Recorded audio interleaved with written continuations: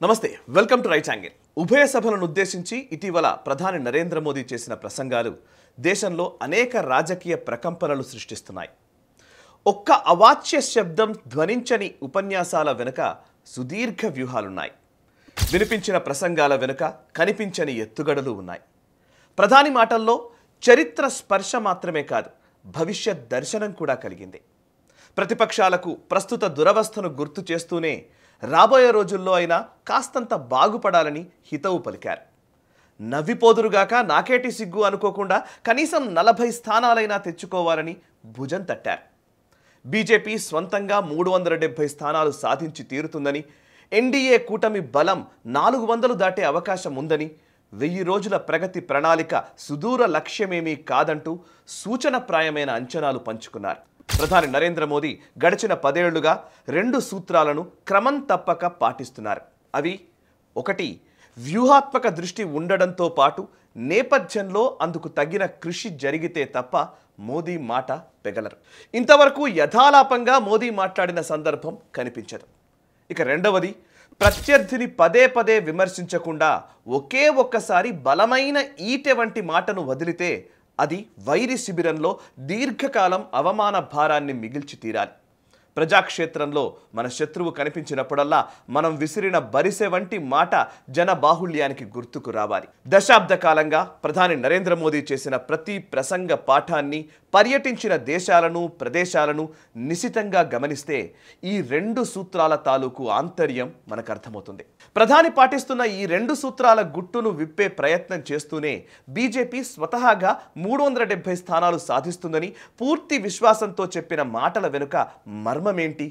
370 అధికరణం రద్దుకు 370 లోక్సభ స్థానాల లక్ష్యానికి ఉన్న సంబంధమేంటి? 2019లో 370 అధికరణం రద్దు సమయంలోనే 2024 ఎన్నికల నక్ష్యాను రూపొందించారా?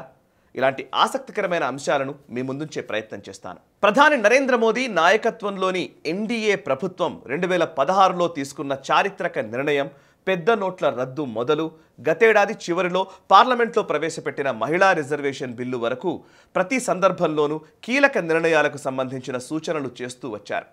సర్జికల్ స్ట్రైక్స్, బాలాకోట్ దాడులు మాత్రమే ఇందుకు మినహాయింపుగా చెప్పాలి. మోదీ సూచనప్రాయంగా చెప్పిన మాటల అంతరార్థం గురించి దేశంలోని అనేక మంది నిపుణులు, విశ్లేషకులు తలలు బాదుకుంటున్నప్పటికీ మంత్ర కవాటాన్ని తెరవలేకపోయారు. కీలక బిల్లులు, సంస్కరణలకు కేంద్ర కేబినెట్ ఆమోదముద్ర వేసిన తర్వాత అసలు విషయం బహిర్గతమయ్యేది. గతంలో మోదీ సూచనగా చెప్పిన మాటలను, తాజా నిర్ణయాలను పోల్చి చూసుకొని తమ అజ్ఞానానికి తామే నిందించుకున్న సందర్భాలు అనేకం కనిపిస్తాయి. నిన్నగాక మొన్న లోక్సభలో రాష్ట్రపతి ప్రసంగానికి ధన్యవాదాలు తెలుపుతూ చేసిన ప్రసంగంలో సైతం తమ ప్రభుత్వం 3వసారి అధికారంలోకి వస్తుందని, ఎవరూ ఊహించని రీతిలో అతిపెద్ద నిర్ణయాలు తీసుకుంటుందని సూచనప్రాయమైన హెచ్చరిక కూడా చేశారు మోదీ. ప్రధాని నరేంద్ర మోదీ తన పార్లమెంట్ ప్రసంగంలో తమ పార్టీ సాధించే స్థానాల సంఖ్య 370 అని చెప్పడం కేవలం కాకతాళీయమైన వ్యవహారం కాదు, యథాలాపంగా కూడా చెప్పలేదు. 2014లో తొలిసారి ఎన్డీఏ కూటమి అధికార పగ్గాలు చేపట్టిన తర్వాత బీజేపీ పెద్దలు, ముఖ్యంగా మోదీ, అమిత్ షా లాంటి దిగ్గజ నేతలు 10 ఏళ్ల ప్రణాళికను రచించారు. అందులో ముఖ్యంగా చెప్పుకోవాల్సినవి బీజేపీ పాలిత రాష్ట్రాల సంఖ్య పెంచడం అన్నది ఒకానొక కీలకమైన అంశం. ఉత్తరప్రదేశ్ను నిరంతరం కాపాడుకోవడం కూడా చాలా అవసరమని భావించారు. యూపీతో పాటు పశ్చిమ బెంగాల్ను కూడా టార్గెట్గా ఎంచుకున్నారు. 2014లో బీజేపీ సాధించిన స్థానాల సంఖ్య 282. బొటాబొటీ మెజారిటీ ఉన్న కారణంగానే కీలక సంస్కరణల నిర్ణయాలు తీసుకోవడానికి 2 ఏళ్ల కాలం పట్టింది. ఈ పరిమితిని, అవరోధాన్ని దృష్టిలో ఉంచుకున్న బీజేపీ పెద్దలు ఈ సంఖ్యను 300కు పెంచాలనే లక్ష్యాన్ని నిర్దేశించుకున్నారు. లోక్సభ సభ్యుల సంఖ్యను పెంచుకోవాలంటే రాష్ట్రాల్లో అధికారాన్ని కైవసం చేసుకోవాలి. కేంద్రంలో ప్రభుత్వం ఎక్కువ కాలం మనుగడ సాగించాలంటే రాష్ట్రాల్లో అధికారంలో ఉండాలి. ఈ పరస్పర ప్రభావిత అంశాలను వ్యూహంలో భాగం చేసుకున్నారు. అనుకున్నట్లుగానే 2019 ఎన్నికల్లో 21 స్థానాలు పెంచుకొని 303 సీట్లకు బలం పెంచుకున్నారు. బీజేపీ పాలిత రాష్ట్రాల సంఖ్య విషయంలో బీజేపీ ఎలాంటి పట్టుదల ప్రదర్శించిందో ఓసారి చూద్దాం. 2014లో ప్రధానిగా నరేంద్ర మోదీ ప్రమాణ స్వీకారం చేసే నాటికి బీజేపీ పాలిత రాష్ట్రాల సంఖ్య కేవలం 5 మాత్రమే. కూటమి ప్రభుత్వాలు ఉన్న రాష్ట్రాలు ఏపీ, పంజాబ్లను కలుపుకుంటే 7.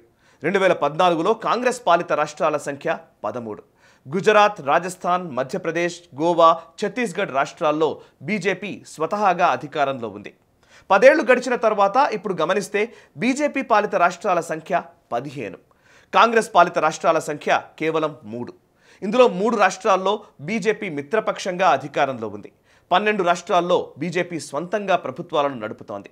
2014కు ముందు ఈశాన్య రాష్ట్రాల్లో బీజేపీ ఉనికి చాలా నామమాత్రంగానే ఉంది.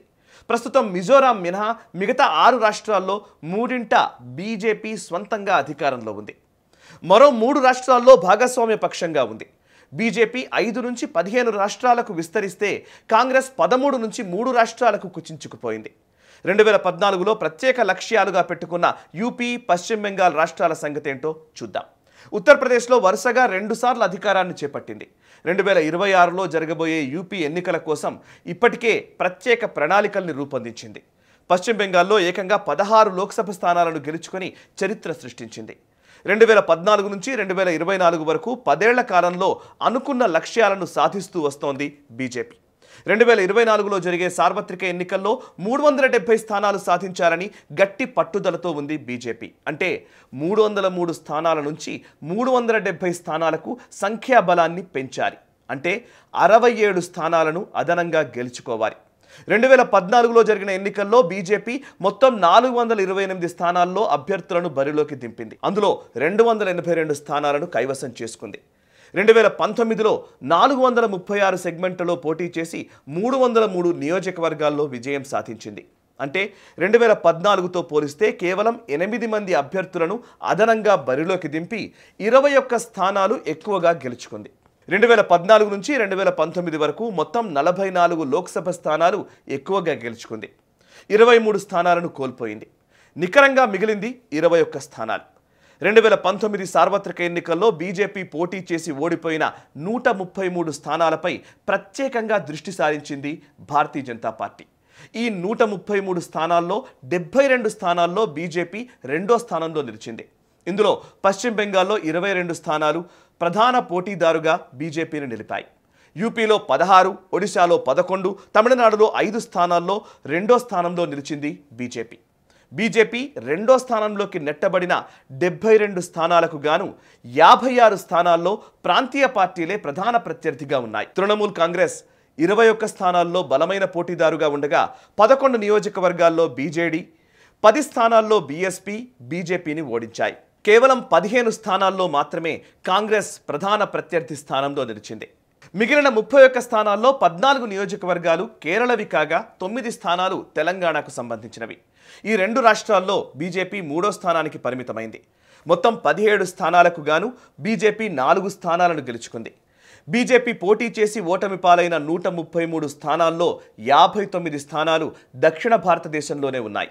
అందుకే దక్షిణాదిపై ప్రధానంగా దృష్టి సారించారు ప్రధాని నరేంద్ర మోదీ. దక్షిణాదిలో కేవలం 1-2 రాష్ట్రాలపై కాకుండా అన్ని రాష్ట్రాల్లో వీలైనన్ని ఎక్కువ స్థానాలు గెలవాలనే లక్ష్యంతో ఉంది. ఈ ప్రణాళికలో భాగంగానే ప్రధాని నరేంద్ర మోదీ ఇటీవలి కాలంలో తమిళనాడు, కేరళ, తెలంగాణ రాష్ట్రాల్లో ఎక్కువగా పర్యటిస్తున్నారు. 2014తో పోలిస్తే 2019లో బీజేపీ ఓట్ షేర్ సైతం భారీగా పెరిగింది. 22 రాష్ట్రాల్లో ఓట్ షేర్ పెంచుకుంది. 2014లో 31.3% ఓట్ షేర్ ఉండగా 2019లో 37.7%గా పెరిగింది. 2014తో పోలిస్తే యూనియన్ టెరిటరీలు, కేంద్ర పాలిత ప్రాంతాలతో కలిపి 14 రాష్ట్రాల్లో సుమారు 50% ఓట్ షేర్ను సాధించింది. 2014లో ఈ సంఖ్య కేవలం 7 రాష్ట్రాలుగా ఉంది. త్రిపురలో అత్యధికంగా 43%, 2వ స్థానంలో పశ్చిమ బెంగాల్, హర్యానా రాష్ట్రాల్లో 23% ఓట్ల శాతాన్ని పెంచుకుంది. మణిపూర్లో 22% ఓట్ షేర్ పెరిగింది. మొత్తంగా 4 రాష్ట్రాల్లో 20%, 7 రాష్ట్రాల్లో 10% ఓట్లను పెంచుకుంది. బీహార్, అరుణాచల్ ప్రదేశ్ సహా కేంద్రపాలిత ప్రాంతాల్లో ఓట్ల శాతంలో కొంత కోత పడింది. 2014 నుంచి 2023 వరకు జరిగిన అన్ని రాష్ట్రాల శాసనసభ ఎన్నికల్లో సైతం బీజేపీ భారీ ఓట్ల శాతాన్ని పెంచుకుంది. పశ్చిమ బెంగాల్లో అత్యధిక ఓట్ల శాతాన్ని సాధిస్తే హిమాచల్ ప్రదేశ్లో 49% ఓట్లను కోల్పోయింది.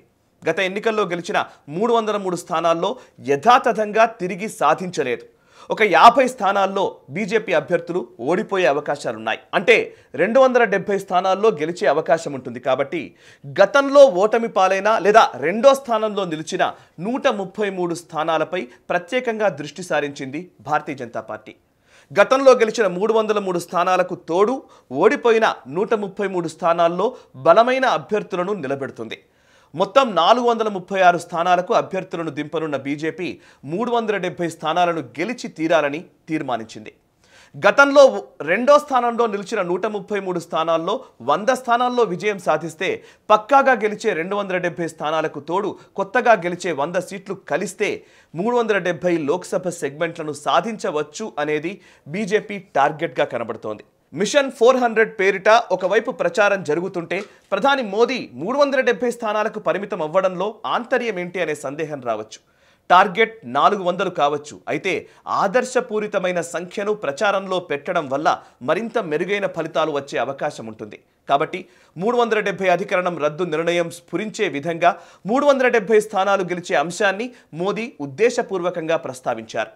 చివరిగా ప్రత్యర్థిని పదే పదే విమర్శించకుండా ఒకే ఒక్కసారి బలమైన ఈటె వంటి మాటను వదిలితే అది వైరి శిబిరంలో దీర్ఘకాలం అవమాన భారాన్ని మిగిల్చి తీరాలి. ప్రజాక్షేత్రంలో మన శత్రువు కనిపించినప్పుడల్లా మనం విసిరిన బరిసె వంటి మాట జన బాహుళ్యానికి గుర్తుకు రావాలనే పట్టుదల మోదీలో తరచూ ఎలా వ్యక్తమవుతుందో క్లుప్తంగా చెప్పే ప్రయత్నం చేస్తాను. దశాబ్ద కాలంగా ప్రధాని మోదీ చాలా అరుదుగా కాంగ్రెస్పై విమర్శలు సంధిస్తూ వచ్చారు. అది కూడా కేవలం పార్లమెంట్ వేదికగా మాత్రమే ఎక్కువసార్లు విమర్శిస్తూ వచ్చారు. తరచుగా మాత్రమే వివిధ బహిరంగ సభల్లో తీవ్ర విమర్శలకు దిగారు. అయితే మోదీ ఒకసారి ఒక విమర్శ చేస్తే అదే విమర్శ లేదా వ్యాఖ్య రోజుల తరబడి ప్రజాక్షేత్రంలో వినపడుతూ ఉంటుంది. విమర్శకు ఎంచుకునే అంశం కూడా చాలా జనాకర్షణీయంగా ఉంటుంది, ఆసక్తిని రేకెత్తిస్తుంది. ఇటీవల పార్లమెంట్లో ప్రతిపక్షం గురించి చేసిన విమర్శలు మాధ్యమాలు సహా ప్రజా సమూహాల్లో చర్చను రేకెత్తిస్తున్నాయి. దీంతో కాంగ్రెస్ పార్టీ డిఫెన్స్ ధోరణినే ప్రదర్శించక తప్పని పరిస్థితి. మొత్తంగా 370 ఎవరు తీశారో 370 స్థానాలు వాళ్లకే కేటాయిస్తారా, వాళ్లకే ప్రజలు కట్టబెడతారా? Let's wait and see. మీ కమెంట్స్ ద్వారా మీ అభిప్రాయాలు మాకు తెలపండి. ఈ వీడియో నచ్చితే లైక్ చేయండి, 10 మందికి షేర్ చేయండి. నేషనలిస్ట్ హబ్ గ్రూప్ ఆఫ్ ఛానల్స్ని సబ్స్క్రైబ్ చేసుకొని జాతీయవాద జర్నలిజాన్ని ప్రోత్సహించండి. Thank you very much. ఈ వీడియో మీకు నచ్చినట్టయితే లైక్ చేయండి, 10 మందికి షేర్ చేయండి. అలాగే కామెంట్ల రూపంలో మీ అభిప్రాయాలను మాతో పంచుకోండి. Nationalist Hub group of channels ను సబ్స్క్రైబ్ చేసుకుని తెలుగునాట జాతీయవాద జర్నలిజాన్ని ప్రోత్సహించండి. ఈ వీడియో కింద ఉన్న బెల్ ఐకాన్ పై క్లిక్ చేయడం మర్చిపోవద్దు.